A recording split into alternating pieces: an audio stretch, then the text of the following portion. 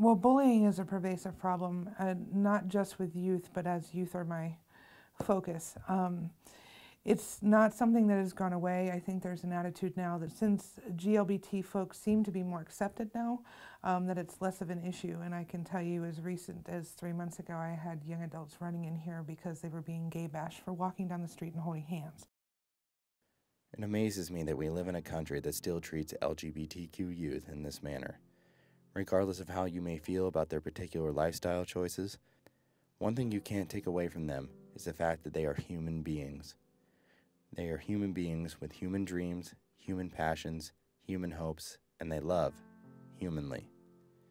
They are not trying to destroy the fabric of families. They are our families, and they didn't choose to be this way. They were born the way they are, and they will die the way they are. One indelible message that we must send to LGBTQ youth is that you are a beautiful person that deserves love and respect and feeling of belonging, and that it will, indeed, get better. I've pretty much been gay since as long as I can remember. Even as a kid, I knew that I was attracted to other men. It was just, the way I was. I'm now an out lesbian, and I grew up in a super religious family. I'm the daughter of a preacher who is in turn, and my grandparents were preachers, so that was kind of rough. A lot of people think that being gay is a choice, which is just silly because, to be honest, if I could choose to be different, I would, because it's not the easiest lifestyle. My first experience with the homophobia and all that was in school. It was my 6th grade year. All my friends were girls. I always sat with them at lunch. One day the principal had my teachers separate me from my friends and have me sit with the guys. High school was a very dark time for me. I was extremely depressed, and I was bullied a lot. I was kind of the oddball kid and a lesbian. I didn't know it at the time, but the bullies really picked up on that one. I finally coming out to my friends, that took a little bit longer. And I had to start with my closest friends, of course, and it was a really awkward conversation.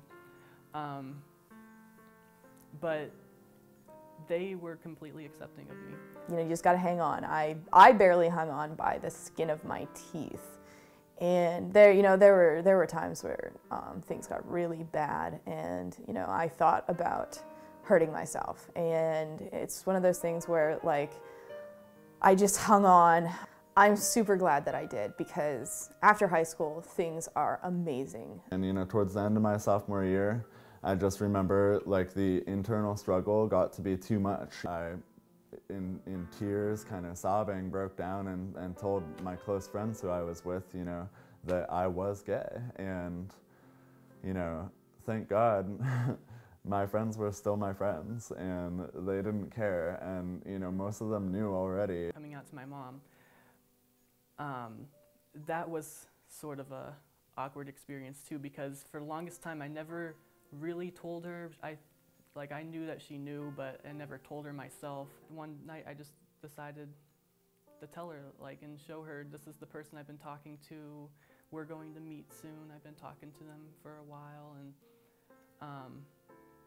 and that was over 3 years ago, and I'm still with that person today. So all of a sudden, I ended up meeting someone, and this didn't happen until I was 27 years old, and I never thought it would happen.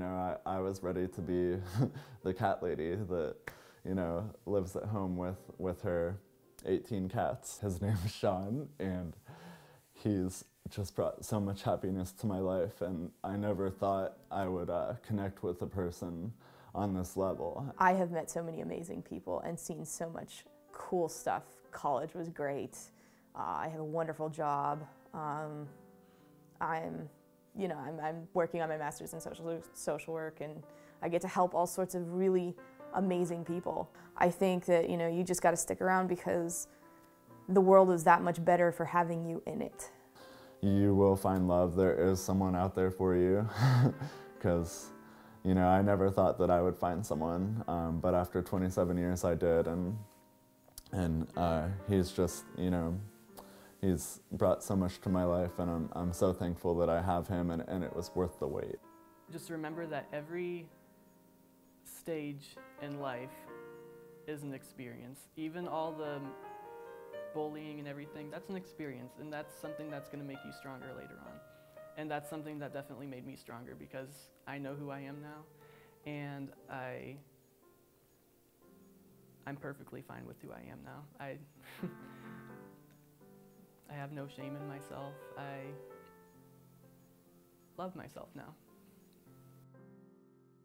There are a multitude of things I'd love to say, but I think one of the most important things young folks, especially GLBTQ folks, need to realize is that they're not alone, and that people can't help you unless you ask for help. You can't assume that people know just because you feel, you know, you're feeling bad or you have a problem.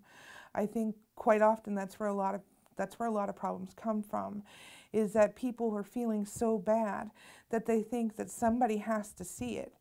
And the problem is that life gets busy, especially as an adult now. I can tell you, life gets very busy. And it's not that people don't care, it's that there's a lot going on. And unless you open your mouth and ask for help, you won't get it. So you're okay. It's okay to ask for help. It's not weak. And you're not alone. I think those are the most important parts.